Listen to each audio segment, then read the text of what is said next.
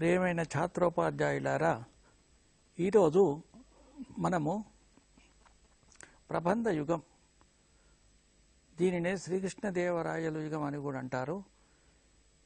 ఈ రాయల కాలంలో తెలుగు సాహిత్యంలో అనేక ప్రబంధాలు, పేరుగాంచిన ఎంతో ప్రశస్తిగాంచిన ప్రబంధాలు అనేకంగా వెలిసినవి. కాబట్టి తెలుగు సాహితీ చరిత్రలో ఈ రాయల యుగాన్ని, ఈ కృష్ణదేవరాయల యుగాన్ని, ఈ ప్రబంధ యుగాన్ని స్వర్ణయుగమని అంటారు. శ్రీకృష్ణదేవరాయలు ఇతను స్వయంగా కవి, గొప్ప చక్రవర్తి కాకుండా స్వయంగా కవి ఆముక్తమాల్యద అనే ప్రౌఢ ప్రబంధాన్ని రచించాడు. ఈ శ్రీకృష్ణదేవరాయలకు సాహితీ సమరాంగణ చక్రవర్తి అని పేరు వచ్చేసింది. ఈ రాయల కాలంలోనే అనేక ముఖ్యమైన ప్రబంధాలు వెలిసినవి. ఇతడు అష్టదిగ్గజాలు అని 8 మంది మహాకవులను పోషించాడు. వారు ఒక్కొక్కరు ఒక్క ముఖ్యమైన ప్రబంధాన్ని రాయటం జరిగింది. అవి ఈనాటికి తెలుగు సాహిత్యంలో వన్నీ తరగకుండా ఉన్నవి. దీన్నే స్వర్ణయుగం అని కూడా అంటారు. ఇతను చూడండి, శ్రీకృష్ణదేవరాయలు సాహితీ సమరాంగణ చక్రవర్తి. ఇతడు రాసిన ప్రబంధము ఆముక్త మాల్యద, అంటే గోదాదేవి చరిత్ర. విష్ణు చిత్తుని ఇంట్లో పెరిగిన గోదాదేవి రంగనాథ స్వామినే వివాహం చేసుకుంటాను అని అనుకుంది. మొదలు ఆ పూలమాల అల్లిన తర్వాత తాను ముందుగా ధరించి అద్దంలో ప్రతిబింబం చూసుకొని బాగుంది అన్న తర్వాత ఆ స్వామికి సమర్పించేది. అది భక్తికి పరాకాష్ట. ఆ ఆముక్త మాల్యదనే గోదాదేవి అంటాము. మనం ధనుర్మాసంలో ఆ సంక్రాంతి పండుగ ముందు ఆమె ఏం చేసిందంటే 30 పాశురాలు రాసింది. రోజుకో పాశురము అది అనుసంధానం చేసుకోవడం జరుగుతుంది. వైష్ణవాలయాలలో ఈనాటికి అది కొనసాగుతూ ఉంది. అసలు ప్రబంధం అంటే ఏమిటి, ప్రబంధం అని దేన్ని అంటారు అని ఒకసారి మనం చూస్తే, ప్రకృష్టమైన బంధము కలది ప్రబంధము. కావ్యానికి సమానార్థకంగా కూడా ఈ పదం ప్రయోగించబడింది. కావ్యం అనే పేరు విన్నాము, ప్రబంధం అనే పేరు కూడా విన్నాము. కానీ ఈ ప్రబంధము కావ్యానికి సమానార్థకంగా కూడా ప్రయోగించబడింది. పురాణేతిహాసాల నుంచి స్వీకరించిన వస్తువును కవి తన స్వయం ప్రతిభతో వర్ణనాత్మకంగా విస్తరించి అద్భుత కావ్యంగా తీర్చిదిద్దినదే ప్రబంధము. ఈ ప్రబంధ రచన ఏదైనా ఒక పురాణములో నుంచి లేకపోతే ఇతిహాసము నుంచి తీసుకోవాలి. కథావస్తువు, ఇతివృత్తము తీసుకున్న తర్వాత కవి తన స్వయం ప్రతిభతో తనకున్న తెలివితేటల చేత వర్ణనాత్మకంగా విస్తరించి రాయటాన్ని ప్రబంధము అని అనడం జరుగుతుంది. ప్రకృష్టమైన బంధం ఉంటుంది. దీన్ని కావ్యానికి సమానార్థకంగా వాడతారు. ఈ కథావస్తువు, ఇతివృత్తము ఏదైనా ఒక పురాణములో నుంచి ఏదైనా ఒక ఇతిహాసము నుంచి స్వీకరించి తన స్వయం ప్రతిభ చేత వర్ణనల చేత విస్తరించి అద్భుత కావ్యంగా తీర్చిదిద్దినదే ప్రబంధము అని అంటారు. కొన్ని లక్షణాలు చూద్దాం. ప్రబంధం అంటే ఏమిటో తెలుసుకున్నాము. ఈ ప్రబంధానికి మరి ఎట్లాంటి లక్షణాలు ఉంటే చూద్దాము. ఏకనాయకాశ్రయమై ఉండటం. ఈ ప్రబంధంలో ఒక నాయకుడు ఉంటాడు. ఏకనాయకాశ్రయమై ఉండటము, ఒకే నాయకుడు. ఏకనాయక అంటే ఒకే నాయకుడు అని అర్థం. తర్వాత గ్రహించిన వస్తువు, ఆ కథా వస్తువు ఆద్యంతంగా భంగం కలగకుండా నిర్వహించడము. ఏ కథా వస్తువునైతే స్వీకరించినామో అది దానికి భంగం కలగకుండా మొదటి నుంచి చివరి వరకు ఆ కథా వస్తువు మీదనే రచన కొనసాగించబడాలి. ఇది 2వ లక్షణం. తర్వాత 3వ లక్షణం తీసుకుంటే, వస్తువు పురాణములో నుంచి లేకపోతే ఇతిహాసము నుంచి తీసుకున్నప్పటికీ స్వతంత్ర రచనగా భావించాలి. ఇక్కడ కవి తన సృజనాత్మకతను వెల్లడి చేయాలి, తన రచనా నైపుణ్యాన్ని వెల్లడి చేయటం జరుగుతుంది.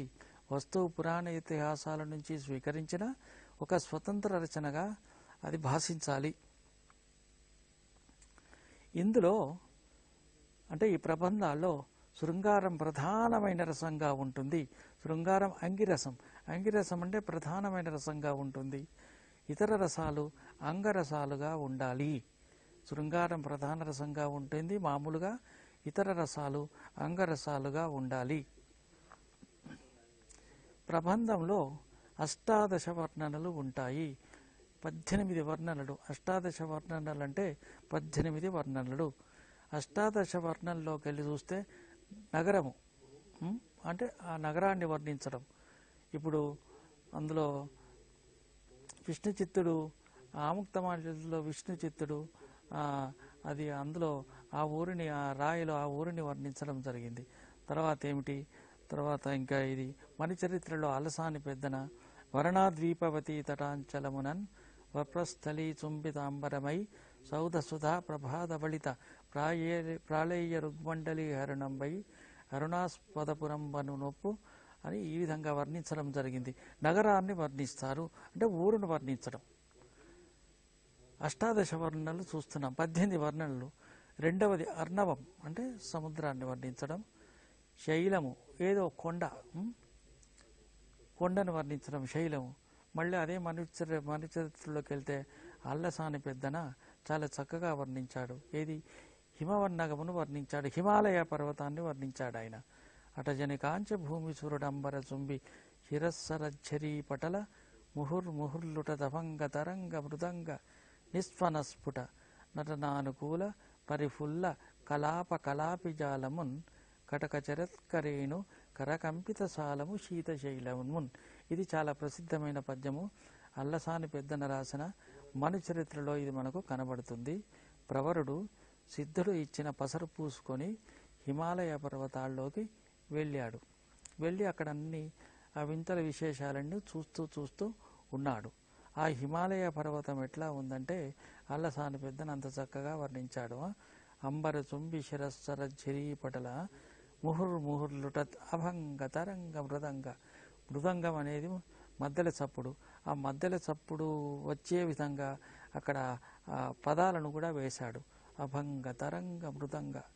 పురి విప్పుకొని నెమిళ్ళు నాట్యం చేస్తున్నవని, పైనుంచి సెలయేళ్ళు కిందికి వస్తున్నవి, ఆ సెలయేళ్ల చప్పుడును మధ్యల మూతగా భావించి అది అది నెమళ్ళు పురివిప్పి నాట్యం చేస్తున్నవి అని ఈ విధంగా చక్కగా వర్ణించాడు అల్లసాని పెద్దన.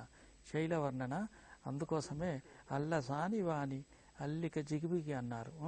అతడు రాయల కాలంలో అష్టదిగ్గజాలు 8 మంది ఉన్నప్పటికీ అందరిలోకెల్లా గొప్పవాడు, అంటే ఎవరికి వారే గొప్పవారు అయినప్పటికీ అందరిలోకెల్లా గొప్పవాడు అల్లసాని పెద్దన. రాయలు స్వయంగా ఇతనికి గండ పెండీరము తొడిగినాడు. ఆ భాగ్యం ఇతనికి దక్కింది. స్వయంగా చక్రవర్తి ఇతని పాదానికి గండ పెండీరము తొడగడం జరిగింది. ఋతువులను వర్ణించడం. 4వది ఋతువులను వర్ణించడం. శరద్ ఋతువును కానీ, వర్ష ఋతువును కానీ, హేమంత ఋతువు. చంద్రోదయం. చంద్రోదయాన్ని కూడా వర్ణించడు. చంద్రుని రాకను కూడా వర్ణిస్తారు. సూర్యోదయం. సూర్యుని రాకను కూడా వర్ణిస్తారు. తర్వాత ఉద్యానవనం, ఒక తోట, దాన్ని వర్ణించడం. తర్వాత జలక్రీడ, ఇది వర్ణించడం. తర్వాత మధుపానం అంటే మద్యపానం అంటున్నాం ఈ రోజుల్లో. అప్పుడు ఆనాటి కాలంలో మధుపానం అంటే తాగడం, అది వర్ణించడం. తర్వాత విప్రలంభం, దాన్ని వర్ణించడం. తర్వాత వివాహం, పెళ్ళిని వర్ణించడం. పుత్రోదయం, కొడుకు పుట్టడం, దాన్ని వర్ణించడం. తర్వాత మంత్రం. తర్వాత ద్యూతం అంటే రాయబారం, దాన్ని వర్ణించడం. తర్వాత ప్రయాణం వర్ణించడం, ప్రయాణాన్ని వర్ణించడం. యుద్ధం, యుద్ధాన్ని వర్ణించడం. ఉత్సవం, నాయకాభ్యుదయం. ఈ విధంగా అష్టాదశ వర్ణనలు ఉంటే అది ప్రబంధము అని అనబడుతుంది. ప్రకృష్టమైన బంధం కలది ప్రబంధము. అష్టాదశ వర్ణనలు కలిగి ఉండేది ప్రబంధము. తర్వాత ప్రబంధములోని కథా వస్తువు ఏదైనా ఒక పురాణములో నుంచి లేకపోతే ఇతిహాసములో నుంచి స్వీకరించాలి. అట్లా స్వీకరించినప్పటికీ కవి తన స్వయం ప్రతిభ చేత ప్రబంధాన్ని చక్కగా వర్ణనాత్మకంగా రాయాలి. అది ఒక స్వతంత్ర రచనగా భాషించాలి. ఇది ప్రబంధంలో ఉన్న గొప్పతనం. తెలుగు సాహిత్యంలో ప్రబంధ యుగము రాయల కాలములోనే వచ్చింది అని అనుకుంటాం. కానీ అంతకుముందే అంటే ప్రబంధ యుగానికంటే ముందే ప్రబంధ లక్షణాలు కలిగిన ఒక కావ్యం మనకు కనిపిస్తుంది. అది నన్నె చోడుడు రాసిన కుమార సంభవం. చాలా ప్రశస్తిగాంచిన కావ్యము. ప్రబంధయుగం అంటే రాయలదే అని అనుకుంటాము. కానీ అంతకుముందే నన్నె చోడుడు రాసిన కుమార సంభవంలో ప్రబంధ లక్షణాలు మనకు కనబడుతూ ఉంటాయి. కుమార సంభవం. కుమార్ అంటే ఇక్కడ కుమారస్వామి, సంభవం అంటే జన్మించడం. కుమార సంభవం. దీని వెనుక ఒక చిన్న నేపథ్యం అనేది ఉంది. తారకాసురుడు అనే ఒక రాక్షసుడు ఉండేవాడు. ఆ రాక్షసుడు దేవతల చేత వరాలు పొంది విపరీతమైన గర్వాతిశయం చేత, అంతే కదా మన పురాణాలలో ఇతిహాసాలలో కథల్లో మనం చూస్తుంటాము, వరాలు ఇచ్చేది దేవతలే. ఆ వరాలు తీసుకున్న రాక్షసులు గర్వంతో అహంకారంతో మదం చేత ఆ దేవతలను ఇబ్బంది పెట్టడము, ఋషులను ఇబ్బంది పెట్టడము, మునులను ఇబ్బంది పెట్టడము, వాళ్ళు యాగాదులు చేస్తుంటే దాన్ని ధ్వంసం చేయటము, వాటిని నాశనం చేయటము, ఇవన్నీ మనకు మన కథల్లో మామూలుగా కనబడుతుంది. తారకాసురుడు అదే విధంగా వరాలు పొంది విపరీతమైన మదం చేత గర్వం చేత ఇబ్బందులను పెడుతున్నాడు దేవతలను, ఋషులను, మునులను. ఇతని బాధలు తట్టుకోలేక వీళ్ళంతా బ్రహ్మదేవుడి దగ్గరికి వెళ్ళారు, విష్ణుదేవుడి దగ్గరికి వెళ్ళారు. వెళ్ళి ఇతని బాధలు మేము తట్టుకోలేకపోతున్నాము, మీరు అతన్ని వచ్చి చంపాలే, సంహరించాలి అని అంటే అప్పుడు ఆ విష్ణు ఏమంటాడబ్బో, అతన్ని చంపడం నా వల్ల కాదు, బ్రహ్మ వల్ల కూడా కాదు, అతన్ని చంపేవాడు ఒకడున్నాడు అని చెప్పాడు. మరి ఎవరు చంపుతారు అతన్ని అంటే మామూలుగా కుమారస్వామి అనేవాడు ఆ తారకాసుర సంహారం చేస్తాడు అని చెప్పాడు. మరి కుమారస్వామి ఎక్కడున్నాడు అని వాళ్ళు అడిగితే ఆ కుమారస్వామి ఇంకా జన్మించలేదు, పుట్టలేదు అని అన్నారు. అరే, ఈ కుమారస్వామి జన్మించాలి, అతను పెద్దగా పెరగాలి, ఈ రాక్షసుని చంపాలి. ఇది చాలా సుదీర్ఘమైన ప్రక్రియ ఉంది కదా.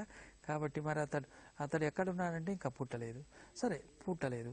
మరి అతను ఎవరికి జన్మిస్తాడు అంటే శివపార్వతులకు జన్మిస్తాడు అని చెప్పాడు. శివపార్వతులకు జన్మిస్తాడంటే మరి ఎట్లా? శివుడేమో సతీదేవి అక్కడ దక్షయజ్ఞంలో దాని వెనుక మళ్ళీ ఒక కథ. దక్షుడు ఒకసారి యజ్ఞం చేస్తూ ఉంటే అందరిని ఆహ్వానించి తన సతీదేవి బిడ్డను శివుణ్ణి యజ్ఞానికి ఆహ్వానించలేదు. ఆకాశ మార్గంలో అందరు దేవతలు పోతూ ఉంటే సతీదేవి ఒకరోజు అట్లా వాళ్ళు పోతుంటే అడిగింది, ఏమండి వాళ్ళంతా ఎక్కడికి వెళ్తున్నారంటే మీ నాన్నగారు యజ్ఞం చేస్తున్నారు, దక్షయజ్ఞము, అందుకోసం వాళ్ళకి ఆహ్వానాలు వచ్చినాయి, వాళ్ళందరూ వెళ్తున్నారని చెప్పాడు. అయ్యో, మా నాన్నగారు యజ్ఞం చేస్తే మనం పోకూడదా అని అంటే, పిలువని పేరంటానికి వెళ్ళొద్దు, మనకు ఆహ్వానం రాలేదు కాబట్టి వెళ్ళకూడదని అంటాడు. అంటే ఆమె ఏముంటుంది, అయ్యో నేను బిడ్డనే కదా, అతని తండ్రే కదా, వెళ్తే ఏమంటాడు, ఏమరాడంటే పోకూడదు అని అంటాడు. అయినా ఆమె భర్త మాట పెడచెవిని పెట్టి భర్త మాట వినకుండా దక్షుని ఇంటికి పోతుంది. యజ్ఞవాటికి పోతే అతడు దక్షుడు సతీదేవిని పరిచయమైన మాటలతోని తూలనాడతాడు, అంటే తిట్టడం. తర్వాత అలాగే శివుణ్ణి కూడా తిట్టడం. సతీదేవి ఆ తండ్రి గారి మాటలు భరించలేక మళ్ళీ భర్త దగ్గరికి వెళ్దామంటే ఆమెకు మొహం చెల్లలేదు. ఆ అవమానాన్ని భరించలేక భర్త దగ్గరికి రాలేక మొహం చెల్లక ఆమె యోగాగ్ని సృష్టించుకొని ఆమె దహనమైపోతుంది ఆ సతీదేవి. ఆ సతీదేవి మరణవార్త విన్న శివుడు ఆగ్రహోదగ్రుడై ప్రమదఘనాలను పంపిస్తాడు. దక్షయజ్ఞాన్ని ధ్వంసం చేయమని పంపిస్తాడు. వీరభద్రుని వీళ్ళందరినీ పంపిస్తే దక్షయజ్ఞాన్ని భగ్నం చేసి వాళ్ళు దక్షుని యొక్క తలను తెగ నరికి యజ్ఞవాటికలో వేస్తారు. ఈ విధంగా సతీదేవి వియోగం చేత ఇతడి శివుడు ఒక విధమైన సన్యాసాశ్రమంలాగా ఉండి విరాగి అయి ఎలాంటి కోరికలు లేకుండా ఒకచోట తపస్సు చేసుకుంటూ ఉంటాడు. అదే సతీదేవి మళ్ళీ హిమవంతుని ఇంట పార్వతీదేవిగా పుడుతుంది. ఆ పర్వతరాజు పుత్రిక కాబట్టి ఆమె పార్వతీదేవి హిమవంతుని ఇంట మేనకా హిమవంతులకు మళ్ళీ పార్వతీదేవిగా పుడుతుంది. ఇక్కడ పార్వతి పెరుగుతుంది, అక్కడ శివుడు తపస్సు చేస్తూ ఉన్నాడు. ఈ ఇద్దరిని కలపాలి. వీరికి వివాహమైతే పుట్టేవాడు కుమారస్వామి. ఇది కథ. మరి వీళ్ళిద్దరిని కలపాలంటే ఎవరు కలపాలి? శివుడు త్రినేత్రుడు, 3 కన్నులు కలవాడు. లలాట నేత్రుడు, లలాటంలో ఒక నేత్రం ఉంది కాబట్టి ఆయన కోపం వస్తే 3వ కన్ను తెరిస్తే అంతా భస్మం అయిపోతుంది. అందుకోసమే అతని దగ్గరికి వెళ్ళి సాహసం చేసేవాళ్ళు లేరు, చెప్పేవాళ్ళు లేరు. అందుకని దేవతలంతా మన్మథుణ్ణి ప్రతిమలాడతారు. నువ్వు ప్రేమను కలిగిస్తావు, స్త్రీ పురుషుల మధ్యన ప్రేమను కలిగించేవానివి నీవే. నీ దగ్గర పంచబాణాలు ఉన్నాయి కాబట్టి శివుని లోపల మోహాన్ని పెంచాలి, శివుని లోపల ఒక రకమైన ప్రేమను కలిగించాలి అని బతిమిలాడితే ఆయన వెళ్ళనంటాడు. అయినా తప్పనిసరి పరిస్థితుల్లో అతని మీద ఒత్తిడి తీసుకొస్తే అతడు వెళ్ళి శివుని లోపల మోహాన్ని పెంచుతాడు. అప్పుడు అతనికి తెలిసింది, శివునికి తెలిసి నేను ఇంతగా తపస్సు చేసుకుంటూ ఉంటే ఎవరు నాలో ఈ మోహ పరవశాన్ని కలిగించిన వారెవరు అని ఒకసారి కళ్ళు తెరిచి చూస్తే మన్మథుడు ఉంటాడు. ఆ 3వ కన్ను తెరిచేసరికి భస్మం అవుతాడు. ఈ విధంగా ఆ శివునికి తర్వాత పార్వతికి పెళ్లి జరుగుతుంది. కుమారస్వామి జన్మిస్తాడు. ఆ జన్మించిన కుమారస్వామి తారకాసురుడు అనే రాక్షసుని చంపుతాడు. ఆ సంఘటన దేవతలంతా సంతోషపడతారు. ఇది కుమార సంభవం వెనుక ఉన్న నేపథ్యం కథ. దీన్ని నన్నెచోడు చాలా చక్కగా రాయటం జరిగింది. ఇందులో కూడా ప్రబంధ లక్షణాలు మనకు కనబడుతుంటవి, నవరసాలు ఇందులో మనకు కనిపిస్తూ ఉంటవి. 10 కావ్య గుణాలు ఇందులో మనకు కనిపిస్తుంటవి. కుమార సంభవం అనే కావ్యంలో నన్నెచోడు రాసింది. 18 వర్ణనలు కూడా ఇందులో మనకు కనిపిస్తూ ఉంటాయి. 36 అలంకారాలు కూడా ఇందులో కుమార సంభవంలో మనకు అగపడుతూ ఉంటాయి. ఇష్టదేవతా స్తుతి అంటే సాధారణంగా పూర్వకాలంలో కవులు కావ్యాలు రాసేటప్పుడు, రచన చేసేటప్పుడు వారికి నచ్చిన దేవతను లేకపోతే దేవుణ్ణి స్తుతి చేసేవారు. దాన్ని ఏమంటారు? ఇష్టదేవతా స్తుతి. ఎవరికి నచ్చిన దేవుణ్ణి వాళ్ళు స్తుతి చేసుకుంటారు. ఇప్పుడు పోతన భాగవతం రాసేటప్పుడు అమ్మలగన్నయమ్మ ముగురమ్మల మూలపుటమ్మ చాలా పెద్దమ్మ సురారులమ్మ కడుపారడి బుచ్చినయమ్మ తన్నులో నమ్మిన వెల్పుటమ్మల మనంబుల నుండెడి అమ్మ దుర్గమాయమ్మ కృపాబ్ధి ఇచ్చుత మహత్వ కవిత్వ పటుత్వ సంపదల్ అని అమ్మవారిని ప్రార్థించాడు పోతన భాగవతం రాసేటప్పుడు. ఇది చాలా ప్రశస్తిగాంచిన పద్యము, చాలామందికి వస్తుంది. ఇది అమ్మల గన్నయమ్మ ముగురమ్మల మూలపుటమ్మ చాలా పెద్దమ్మ సురారులమ్మ కడుపారడి బుచ్చినయమ్మ తన్నులో నమ్మిన వెల్పుటమ్మల మనంబుల నుండెడి అమ్మ దుర్గమాయమ్మ కృపాబ్ధి ఇచ్చుత మహత్వ కవిత్వ పటుత్వ సంపదల్. ఓ తల్లి, నేను భాగవతం రాస్తున్నాను, నాపై నీ దయ ప్రసరింపచేయి, నా కావ్య రచనను నిరాటంకంగా కొనసాగేటట్టు చూడు అని ఈ విధంగా ప్రార్థించాడు. ఎవరికి నచ్చిన దేవుణ్ణి వాళ్ళు ప్రార్థిస్తారు. మనకు కూడా అంతే కదా, ఇలవేలు పని ఉంటారు. మనకు కూడా కొంతమందికి మామూలుగా వేములవాడ రాజన్న అంటే ఇలవేల్పు ఉంటాడు, తర్వాత కొమరవెల్లి మల్లన్న, అంతే కదా, యాదగిరి నరసన్న, ఆ వరంగల్ వాళ్ళకు, ఆ చుట్టుపక్కల వాళ్లకు మేడారం సమ్మక్క. మేడారం సమ్మక్క అనే ఓ జాతర అవుతుంది 2 ఏళ్ళకోసారి. అతిపెద్ద జాతర, ఆసియా ఖండంలోనే అతిపెద్ద జాతర. అంటే ఎవరికి నచ్చిన దేవతలను వాళ్ళు స్తుతించేవాళ్ళు. అట్లాగే అల్లసాని పెద్దన మనుచరిత్ర అనే కావ్యం రాసేటప్పుడు వినాయకుణ్ణి స్తుతించాడు. చాలా చక్కని పద్యం రాశాడు. ఆ వినాయకుడు ఎట్లా వినాయకుడు? బాల వినాయకుడు. బాల వినాయకుడు అంటే వినాయకుడు చిన్న పిల్లవానిగా ఉన్నప్పుడు తల్లి ఒడిలో చేరి తల్లి స్తన్యం గ్రోలటం, పాలు తాగటం. అమ్మవారి స్తన్యం గ్రోలుతున్నాడు, పాలు తాగుతున్నాడు. బాల వినాయకుడు. శివుడు అర్ధనారీశ్వర రూపము. ఒకవైపు పురుషుడు, ఒకవైపు స్త్రీ. అర్ధనారీశ్వర రూపము. సగం దేహాన్ని ఇచ్చాడు భార్యకు, సగం దేహాన్ని ఇచ్చాడు. అర్ధనారీశ్వరుడు. ఒకవైపు పురుషుడు, ఒకవైపు స్త్రీ. ఈ బాల వినాయకుణ్ణి, అర్ధనారీశ్వర రూపాన్ని దృష్టిలో పెట్టుకొని చక్కని పద్యం రాశాడు. అంకము చేరి శైలతనయ స్తనదుగ్ధములానువేళ బాల్యాంక విచేష్ట తొండమున అవ్వళి కబలింపబోయి ఆ వంక కుచంబుగానక అహివల్లభహారముగాంచి వే మృడాలాంక శంకనంటెడు గజాస్సునుగోల్తో అభీష్ట సిద్ధికిన్. బాల వినాయకుడు తల్లి ఒడిలో ఉన్నాడు. అమ్మవారి స్తన్యం, పాలు తాగుతూ ఉన్నాడు. సాధారణంగా చిన్నపిల్లలకు పాలు తాగేటప్పుడు ఇంకొక చెయ్యి, చిన్నపిల్లలకు అలవాటు అది, ఇటువైపు పాలు తాగుతుంటే ఇంకొక చెయ్యి స్తన్యం మీద వేస్తారు చిన్నపిల్లలు. మామూలుగా చిన్నపిల్లలకు అలవాటు. అట్లా వేస్తే ఇక్కడ ఏముంది? శివుడు అర్ధనారీశ్వర రూపం కాబట్టి ఒకవైపు స్త్రీ, ఒకవైపు పురుషుడు. ఇటువైపు వేస్తే అక్కడ ఏముంది? స్తన్యము లేదు. అక్కడ నాగం పాముంది, మెడలో బుసగొడుతూ నాగం పాముంది. ఈ బాల వినాయకునికి ఏనుగు తొండం పెట్టారు. దాని వెనుక ఒక పెద్ద కథ ఉందనుకోండి. ఆ ఏనుగు ముఖం పెట్టారు.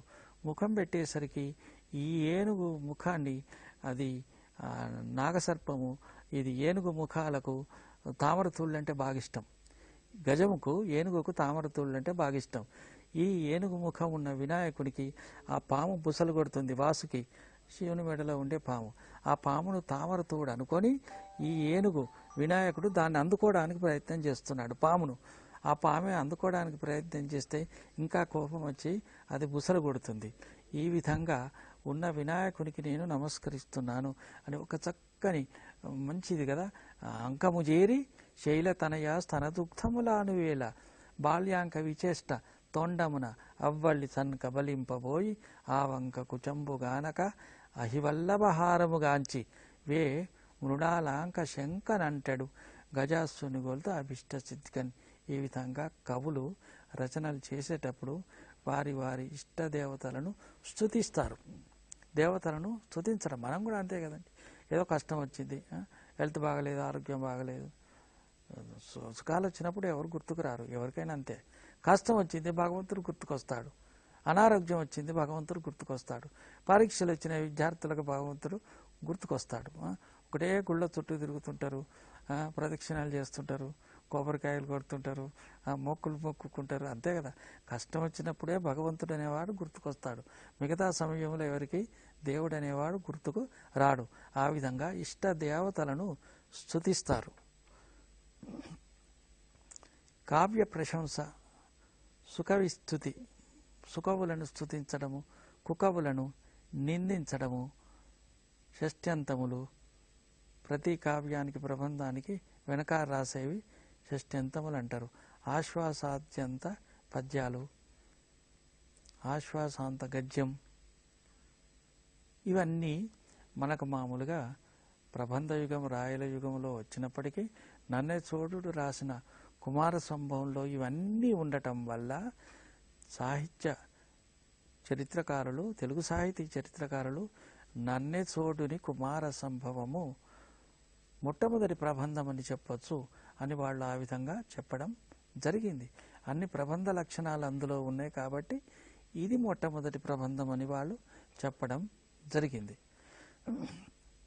శ్రీకృష్ణదేవరాయలు ఇందాక చూసాం. నంది తిమ్మన, ఇతడు కూడా చాలా గొప్ప కవి. పారిజాతాపహరణం రాశాడు. పారిజాత అపహరణం, దొంగిలించడం. పారిజాతం అనే వృక్షాన్ని దొంగిలించడం. దీని వెనుక కూడా ఒక చిన్న కథ ఉంటుంది. కృష్ణుడు అష్టభార్యలతోని హాయిగా ఉన్నాడు.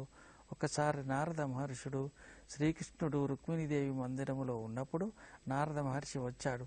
వచ్చినవాడు రాక పారిజాతం అనే పువ్వును తెచ్చాడు. తెచ్చినవాడు తన దగ్గర పెట్టుకోక కృష్ణ పరమాత్మునికి ఇచ్చాడు. కృష్ణునికి ఇప్పుడు ఒక విషమ పరీక్ష, అగ్ని పరీక్ష. 8 మంది భార్యలు, మరి ఎవరికి ఇవ్వాలి? ఒక భార్యకి ఇస్తే ఇంకో భార్యకు కోపం అని అనుకొని సందిగ్ధంలో పడి ఆఖరికి నేను ప్రస్తుతం రుక్మిణీదేవి మందిరంలో ఉన్నాను కాబట్టి ఈమెకి ఇవ్వడమే సమంజసము అని అనుకొని రుక్మిణీదేవికి ఇచ్చాడు పారిజాతం అనే పువ్వు. సత్యభామ ఏం చేసింది? తన చెలికత్తెలను నియమించి, ఆడగూఢాచారులను నియమించి, ఇప్పుడు మనం ఇంటెలిజెన్స్ అంటున్నాం, అది నియమించి, నా స్వామి ఎవరి దగ్గర ఉంటే ఏమేమి పనులు చేస్తున్నాడు, ఏమేమి మాట్లాడుతున్నాడు, అతని దగ్గరికి ఎవరు వస్తున్నారు, నా గురించి ఏమైనా మాట్లాడుతున్నారా, ఇవన్నీ చెప్పడానికి ఆమె నిఘా వర్గాలను పెట్టింది. వాళ్ళు చూశారు. చూసి సత్యభామ దగ్గరికి వెళ్ళి చెప్పారు, ఆహా, నా భర్త నాకే విధేయుడని అనుకున్నానే, కానీ ఆ పువ్వు ఆమెకి ఇచ్చాడు. సవతులకు కోపం ఉంటుంది కదండి, సవతులకు చాలా కోపం ఉంటుంది. నా సవతికి ఇచ్చాడు, నాకు ఇవ్వలేదు అని అతని మీద అలిగింది. అలగటం అంటే ఏమిటి? కోపం పెట్టుకుంది. అలక గృహంలోకి వెళ్ళింది. ఏమాత్రం అలంకారం చేసుకోకుండా పడుకుంది. ఆ స్వామి ఎప్పటిలాగా వచ్చాడు. సత్యభామ మందిరము కలకలలాడుతూ ఉంటుంది. కానీ ఆ రోజు వెలవెలబోయి ఉంది. అతనికి వచ్చాడు. ఆ సీన్ అర్థమైంది. తుఫాను వచ్చే ముందు ప్రశాంతంగా ఉంటుంది వాతావరణము, తర్వాత తుఫాను వస్తుంది. ఇప్పుడు స్వామివారికి అర్థమైంది. దగ్గరికి వెళ్ళాడు, అనునయించాడు, అడిగాడు, కారణం ఏంటని అడిగాడు. ఆఖరికి ఆమె ఆవేశాన్ని ఆపుకోలేక సత్యభామ ఎడమ కాలితోని శ్రీకృష్ణుని వామపాదం అంటే ఎడమ కాలుతోని తన్నింది. నందితిమ్మన పారిజాతాపరణం రాశాడు. జలజాతాసన వాసవాది సురపూజా భాజనంబై తనర్చు లతాంతాయుధు కన్న తండ్రి శిరము. భగవంతుని శిరస్సు మామూలు శిరస్సు కాదు. బ్రహ్మాది దేవతల చేత నిత్యము పూజలు అందుకునే శిరస్సు. అలాంటి శిరస్సును ఆమె సత్యభామ ఎడమ పాదము చేత తొలగంత్రోచే తన్నింది. అట్లేయగు కవి ఇక్కడ సత్యభామని సమర్థిస్తున్నాడు. పాపం స్వామివారు దెబ్బలు తింటే స్వామి మీద జాలి చూపాలి, కానీ నందితిమ్మన సత్యభామను సమర్థిస్తున్నాడు. ఇక్కడ అర్ధాంతరన్యాసంకాల అలంకారం అంటారు. అట్లేయగు నాథుల్ నేరముల్ సేయ పేరళుక చెందినట్టి కాంతలు ఉచిత వ్యాపారములు నేర్తురే. అవును, భర్తలు తప్పు చేస్తే భార్యలు ఊరుకుంటారా అని కవి ఇక్కడ సత్యభామను సమర్థించాడు. సరే, ఈమె తన్నిన తర్వాత స్వామివారి రియాక్షన్ ఎట్లా ఉంది చూడండి. చాలా చక్కని పద్యాలు ఉంటాయి ఇందులో. నందితిమ్మన పారిజాతాపరణం. నన్ను భవదీయదాసుని మనంబుననెయ్యపు కింకబూని తాచిన అది నాకు మన్ననయ చెల్వగుని పద పల్లవంబు మత్తను పులకాగ్ర కంఠ కవితానము సోకిన నొచ్చునంచునేననియద అల్కమానవు గదా ఇకనైన అరాళ కుంతల. అమ్మా, నువ్వు తంతే తన్నావు, నాకేం బాధపడతలేను, నేను ఫెయిల్ అవ్వటం లేను. అసలు నన్ను అనడానికి కారణం ఏమిటి అంటే పారిజాతము నువ్వు తెచ్చావా, ఆమెకి ఇచ్చావు. అయ్యో, ఏమాత్రం దానికి ఇంత అలకనా, కోపమా? ఆమెకు పువ్వే ఇచ్చాను, నీకు చెట్టే పీకొచ్చిస్తా. ఆమెకు పువ్వు ఇచ్చాను, నీకు చెట్టు తీసుకొచ్చి ఇస్తా అని అన్నాడు. మరి చెట్టు ఎక్కడ దొరుకుతుంది? ఓ, అక్కడ స్వర్గలోకంలో ఉంటుంది ఆ చెట్టు, ఇక్కడ కాదు అక్కడ కాదు. మరి స్వర్గలోకంకి వెళ్ళాలి. వెళ్ళి తీసుకొద్దామంటే అక్కడ ఉండేది. అక్కడ కాపలాదారులను పెట్టాడు ఇంద్రుడు. ఎవడు రాకుండా, చెట్టును తీయకుండా, చెట్టును పీకకుండా వాడు కాపలాదారులను పెట్టాలి. వాళ్ళతో యుద్ధం చెయ్యాలి, వాళ్ళతో గెలవాలి, అప్పుడు చెట్టు తీసుకొని రావాలి. ఇది పెద్ద ప్రక్రియ, అనుకున్నంత సులభం కాదు. అయినా భార్య మీద వల్లమాలిన అభిమానం కాబట్టి సాధారణంగా ఆయనకి 8 మంది భార్యలు. చిన్న భార్య అంటే ప్రేమ ఎక్కువ. లోకంలో సాధారణంగా ఒకే భార్య ఉంటుంది, 2-3 ఏముండరు. కానీ ఆయనకు చిన్న భార్య అంటే ప్రేమ ఎక్కువ. పాపం, ఇప్పుడు తల్లికి కూడా 4 కొడుకులు ఉంటే చిన్న కొడుకు అంటే ప్రేమ ఎక్కువ ఉంటుంది సహజంగా. అందరు కొడుకులే, అందరు సమానమే. అయినా ఎందుకో చిన్న కొడుకు మీద కాస్త ప్రేమ ఎక్కువగా ఉంటుంది. అట్లాగే కృష్ణునికి ఈ సత్యభామ మీద వల్లమాలిన అభిమానం కాబట్టి ఆమె కోసం స్వర్గలోకంకి వెళ్ళి వాళ్ళతో యుద్ధం చేసి ఆ పారిజాతాన్ని అపహరించాడు. అది పారిజాతాపహరణము. దాని వెనుక ఇంత పెద్ద చరిత్ర ఉంది. రామరాజభూషణుడు వసు చరిత్ర అనే దాన్ని రాశాడు. ఇతన్ని భట్టుమూర్తి అని కూడా అంటారు. ఇతనికి ఇంకొక పేరుతో కూడా ఉంది, భట్టుమూర్తి. ఈ కావ్యంలో ఉన్న విశేషం ఏమిటంటే ఈ ప్రతి పద్యము ఇందులో సంగీతంతో కిసలాడుతుంది. సంగీత కళా రహస్య నిధి. ఈ వసు చరిత్ర మహాభారతంలో చిన్న వృత్తాంతం. మహాభారతంలో చిన్న వృత్తాంతాన్ని తీసుకొని ఈ వసు చరిత్రను రాశాడు రామరాజభూషణుడు. వసురాజు నాయకుడు, గిరిక నాయిక. ఇందులో ప్రతి పద్యంలో ఏముంటుంది? సంగీతం తొనికిసలాడుతుంది. ఒక ఛాయనపాయ పికగే సముదాయ ముఖసీమ నానా మయూర నినదం ఒక వంక కలంక మకరాంక శశాంక. ఎంత బాగుందండి! ప్రతి పద్యంలో అట్లా మ్యూజిక్ అనేది కనబడుతుంది. వసు చరిత్రలో ఉన్న గొప్పతనము అది. తర్వాత పింగళి సూరణ, ఇతను కూడా చాలా గొప్పవాడు. కళాపూర్ణోదయము అనే కావ్యాన్ని రాశాడు. ప్రభావతి ప్రద్యుమ్నము అనేదాన్ని కూడా రాశాడు. రాఘవ పాండవీయం అనే ద్వర్తి కావ్యాన్ని కూడా రాశాడు. ద్వర్తి కావ్యం అంటే రెండు అర్థాలు వచ్చే కావ్యం. రాఘవ పాండవీయము అతడు రాసింది ద్వర్తి కావ్యం. అంటే ప్రతి పద్యాన్ని చదివితే ఒక అర్థము రామాయణ పరంగా వస్తుంది, ఇంకొక అర్థము భారత పరంగా కూడా వస్తుంది. దాన్ని ద్వర్తి కావ్యం అని అంటారు. తర్వాత తెనాలి రామకృష్ణుడు, ఇతడు రాసిన ప్రబంధము పాండురంగ మహత్యము. ఇది చాలా గొప్ప కావ్యము, గొప్ప ప్రబంధము. పాండురంగని కథ ఇందులో ఉంటుంది. వేశ్యాలోలుడైన అతను భార్యను పెళ్లి చేస్తే బాగుపడతాడని తల్లిదండ్రులు ఆలోచించి అతనికి పెళ్లి చేసిన దుర్వ్యసనాలు అతడు మానుకోలేదు. ఆ దుర్వ్యసనాలు మానుకోకుంటే అతని అక్క నిగమ శర్మ అక్క, ఆమె పేరు చెప్పలేదు అందులో, అని ఆ పాత్ర చాలా గొప్ప పాత్ర. నిగమ శర్మ అక్క తమ్మునికి ఎన్నో బుద్ధి మాటలు చెప్పుతుంది. ఆఖరికి అతడు ప్రవర్తనలో మార్పు వచ్చి అది ఇదైతుంది. అది పాండురంగ మహత్యము. దూర్చటి కూడా చాలా గొప్ప కవి. శ్రీకాళహస్తి మహత్యం చూడండి. ఆ పాము, ఆ ఏనుగు, ఆ సాలెపురుగు. శ్రీకాళహస్తి, శ్రీ అంటే సాలెపురుగు, కాళ అంటే పాము, హస్తి అంటే ఏనుగు. శ్రీకాళహస్తి అని మనకు తిరుపతి ఉతల పుణ్యక్షేత్రం కూడా ఉంది. శ్రీకాళహస్తి మహత్యము రాశాడు. శ్రీకాళహస్తీశ్వర శతకం కూడా రాశాడు ఈయన దూర్చటి. చాలా ప్రముఖమైన శతకము. కొడుకుళ్ళు బుట్టరటంతు నేర్తు రవివేకుల్ జీవన భ్రాంతులై కొడుకుళ్ళు బుట్టర కౌరవేశ్వరునకనేకుల్ వారిచే ఏకతులు పడిసే పుత్రులు లేని ఆ శుకునకున్ వాటిల్లేని దుర్గతుల్ చెడిని మోక్షపతంబు అపుత్రకునకున్. శ్రీకాళహస్తీశ్వర, నా కొడుకు పుట్టలేదని చాలామంది బాధపడతారు. కానీ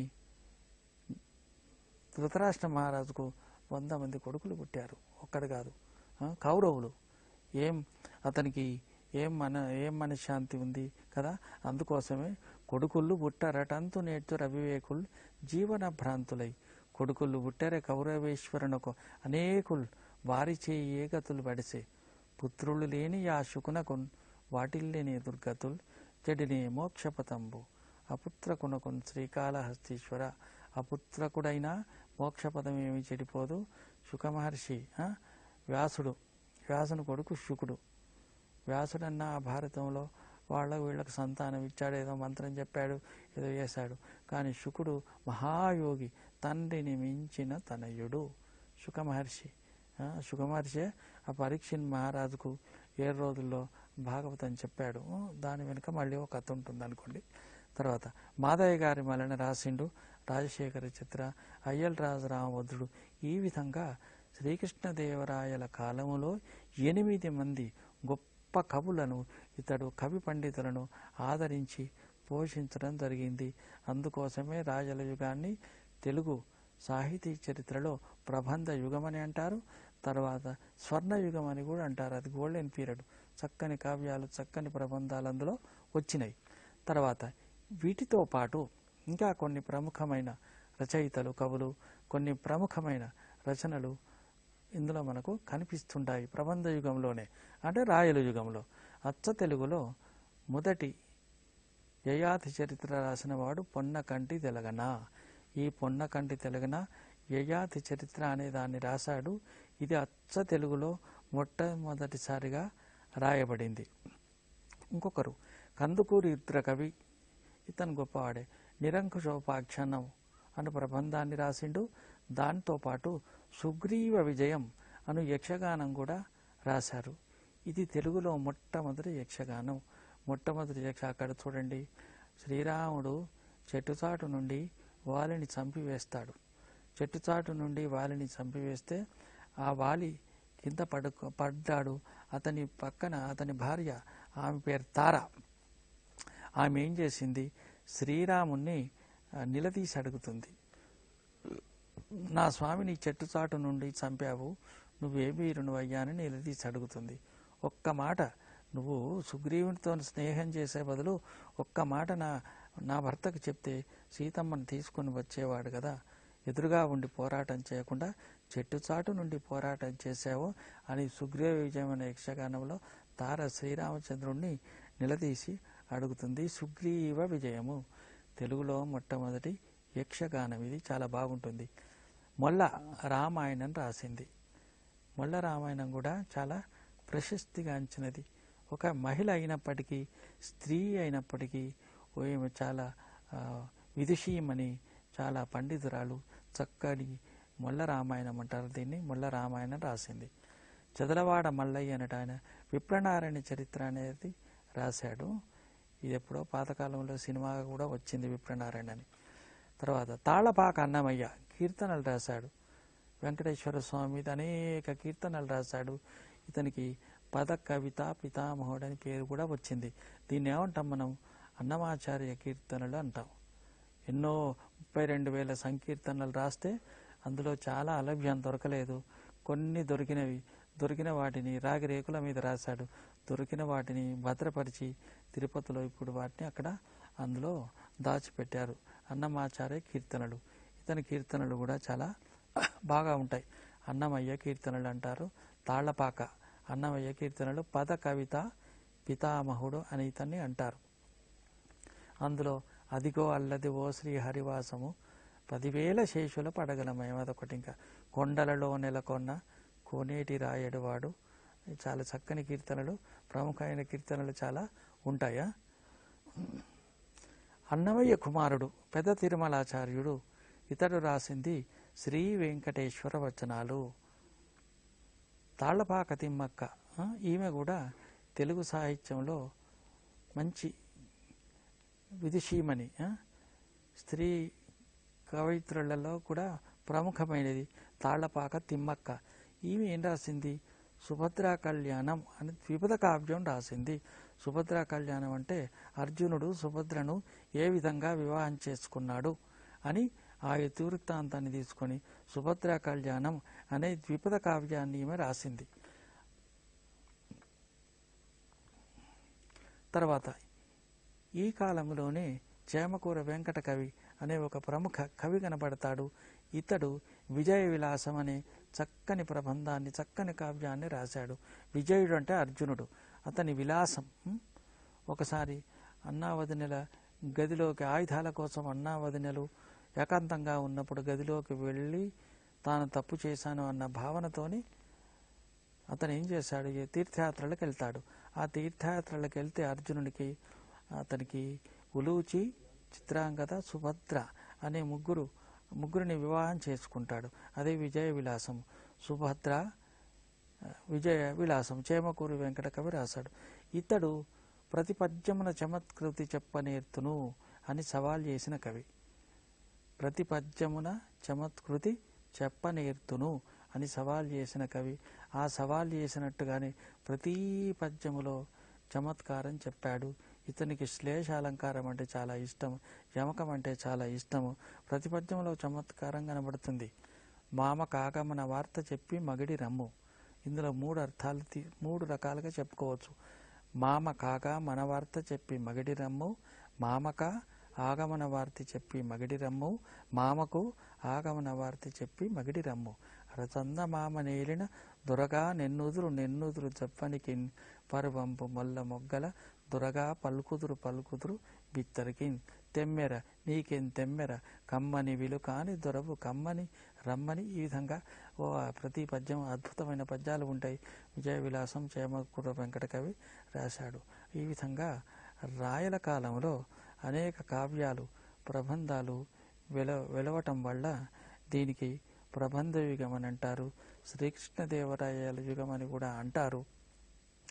ఇది తెలుగు సాహితీ చరిత్రలో చక్కని కావ్యాలు వచ్చినాయి కాబట్టి దీన్ని గోల్డెన్ పీరియడ్ అంటారు, స్వర్ణయుగం అని అంటారు.